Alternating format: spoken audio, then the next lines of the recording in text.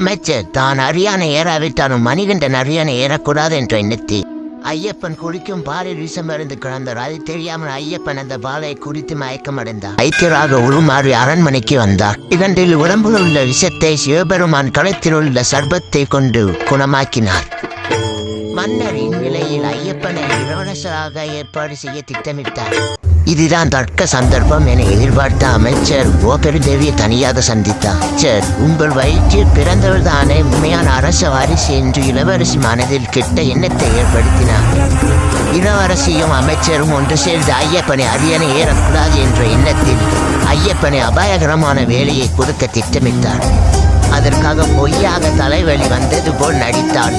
தலைவலி சரி செய்ய புலிப்பால் கொண்டு வந்தால் மட்டுமே சரியாகும் என பொய்யான விஷயத்தை மன்னரிடம் கூறினார்.